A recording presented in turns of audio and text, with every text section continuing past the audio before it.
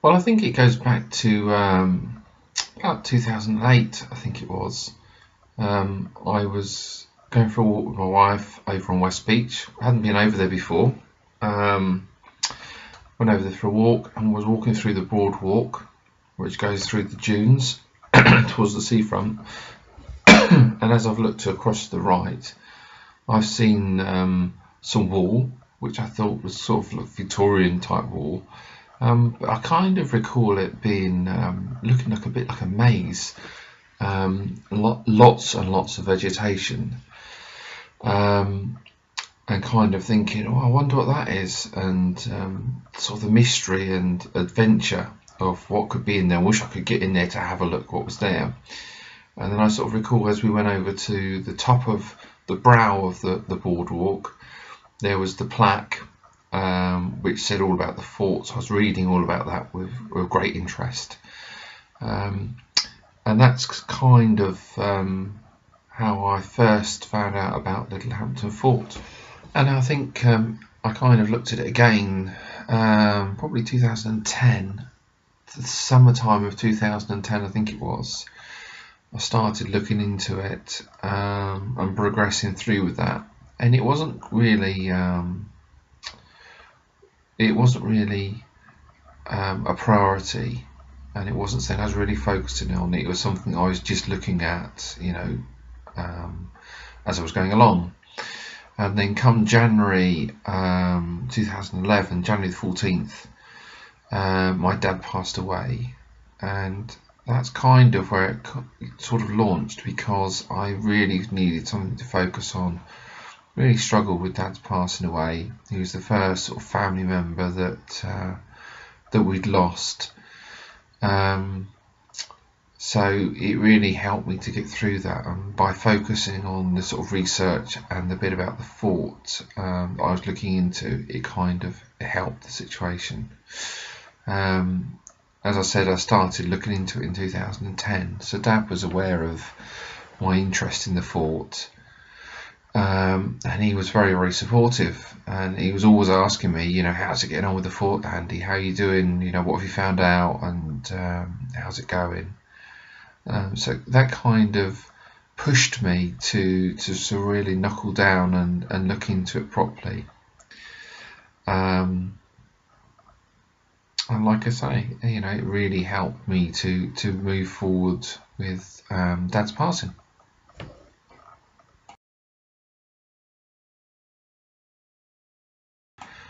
I seem to recall making contact with a guy called Gary Baines, who was the lead and chairman of the Shoreham Fort. Shoreham's our sister fort. And I seem to recall contacting Gary quite early in 2011, and he kind of helped me push things forward in relation to the Schedule Monument consent. I think it was by May 2011, I got a letter through from the Secretary of State saying that they had awarded me my Schedule Monument consent to officially work on the fort. So we kind of bumbled through 2011 and had a fair few meetings with the golf club, and we talked about lots and lots of things. But I think, thinking back and looking back on how it was, the chairman, I don't think, thought that I was really serious. He thought it was just a one-man band, me, Andy, wanting to do a bit of work on the fort that was on their golf club. So by sort of summertime of 2011, I really sort of thought that I need to do something properly. So I looked into what I'd need to put together in relation to a team of people and how we would need to form. And by the October 2011, we'd formed as an unincorporated association. Emma Orpin, who was my wife at the time, was the secretary. Sam Boyd, who was a close friend, was the treasurer, and John Rhodes, who was a close friend of mine, was the business and IT guru of our management team. So it initially started off with 3 people. Not long after we launched as an unincorporated association, we had a launch meeting at Dove Lodge in Beach Road, Littlehampton, and we invited the mayor of Littlehampton at the time was Alan Gammon. I seem to recall him coming. Juliet Nye, who'd already helped us quite a lot in relation to research about the fort. Jane Wood, who's a local business lady, entrepreneur, was there, and there was a fair few people there that were also sort of people that had expressed interest, so they were potential volunteers that had come along to the initial meeting. So we did a presentation on the meeting, which went down very well. I answered lots of questions afterwards, which was good. I think not long after the meeting, the launch meeting, I came into contact with a guy called Bill Dawson, and Bill initially joined as a volunteer, but it soon became apparent that Bill was quite just as passionate about the fort and the restoration project as what I was. He's very much like-minded, so we invited Bill to join the management team, which he did I think late 2011, and he was invaluable to the management team really. Bill's role was to take over sort of research and fundraising, and he kind of moved the research element of the project to a whole new level, and I don't think it's something we would have potentially have managed on our own. So from my point of view, Bill Dawson was an absolute diamond, and without him on the project, you know, a lot of the research that was done with Bill in place may not have been done. So it was an absolute legend. So as I say, we formed as an unincorporated association. We are now 2014 coming into 2015, and we're looking into becoming a charity, which is good. So this next year we should form as a charity, hopefully. We've met all the requirements that we need to in relation to turnover and stuff like that. The management team has evolved, as it always does. Bill unfortunately is no longer on the management team, but he is still a volunteer, which is very helpful.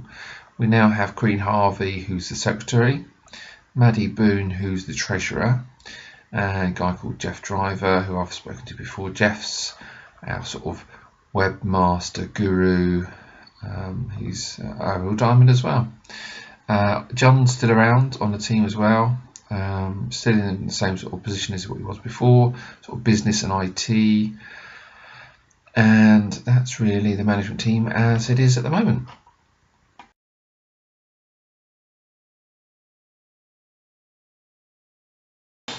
So if you're sitting there thinking, well, actually I'd really like to be involved in this project, you know, what do they need, how do I do it? I'm going to answer those questions now. So what do we need? We need anyone that wants to be involved, so anyone that's got an interest in the fort, in any aspect. So you don't have to be able-bodied, first of all. We've got roles within the volunteer section of the scheme that we can have people that aren't potentially able-bodied that still want to help. Likewise, if you've got someone that wants to be hands-on doing stuff, then we can cater for them as well. So it's really the main criteria is you want to be involved in the project. If the answer is yes, you do, we would like to hear from you. We've got 125 volunteers at the moment on our books. That we're never going to close the books, so we're always open to new volunteers.